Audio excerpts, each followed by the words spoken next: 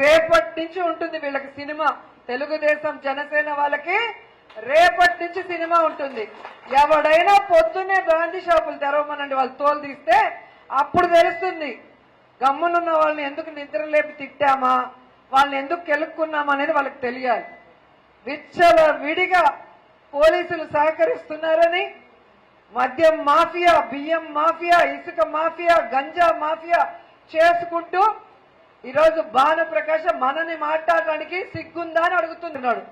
నేను నీకు ఛాలెంజ్ చేస్తున్నా, తల్లిని మించిన దైవం లేదు.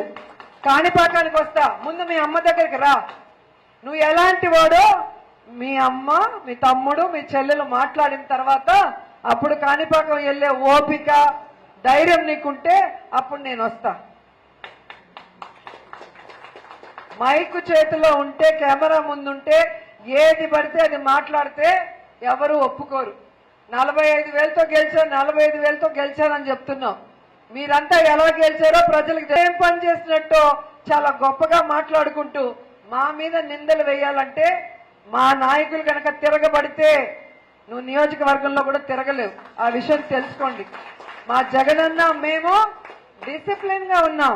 మా నాయకుల్ని గొడవలు వద్దు, ప్రజల్లో చులకనవ్వకూడదు, ప్రజలకి మంచి చేయాలి అని మంచి మాటలు చెప్పాం కాబట్టి గత 5 సంవత్సరాలలో ఒక ఫేక్ కేసు కూడా నగిరి నియోజకవర్గంలో లేదు.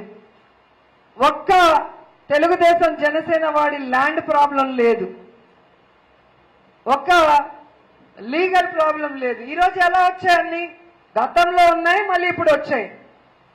కాబట్టి తెలుగుదేశం పార్టీ జనసేన వాళ్లే కాకుండా మన పార్టీ నుంచి అటుపోయి వాగుతున్న వాళ్ళకి చెప్తున్నాను, ఎప్పుడు రోజులు మీవి కాదు. రాబోయేది జగనన్న ప్రభుత్వం. ఒక్కొక్కడికి ఈ 5 ఏళ్లు మీరు చేసింది కక్కిస్తాను. మీరు చేసిన తప్పులకి రాజ్యాంగబద్ధంగా, న్యాయబద్ధంగా మీకు శిక్ష పడేలాగా చేస్తానని కూడా ఈ సందర్భంగా. ఇంకా ముఖ్యంగా ఇక్కడ రోజా మాట్లాడుతా ఉంది. ఏం మాట్లాడుతుంది అసలు అర్థం ఉందా, పర్థం ఉందా అర్థం కావట్లే ఆమెకి.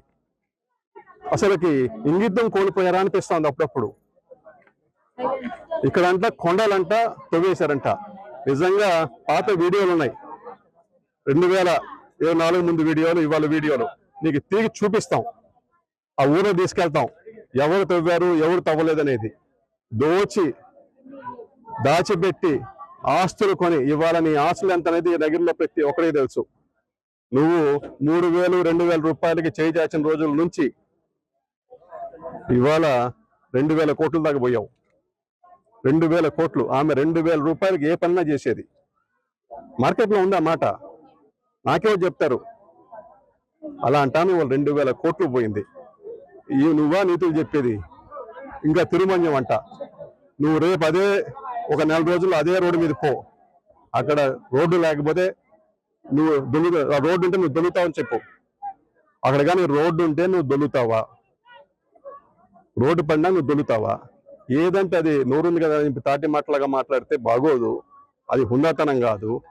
వయసు వచ్చింది, బిడ్డలు పెద్దోళ్ళు అయ్యారు. ఇంకన్నా కూడా ఇంగితం నేర్చుకొని సభ్య సమాజం అసహించుకునేలా కాకుండా కొద్దిగా ఏదన్నా ఒక పర్లేదు అనిపించుకునే పని చేస్తే బాగుంటది. నోరైతే అసలు హద్దు లేదు. చేసే చేష్టలు చూస్తే వికృత చేష్టలు. అబ్బాబ్బా, నిజంగా చెప్పాలంటే ఇలాంటి వాళ్ళు కూడా ఈ భూమి మీద పుడతారని అన్నట్టుగా బిహేవ్ చేస్తే అది నీకే చెల్లుబాటు అవుతుంది. అది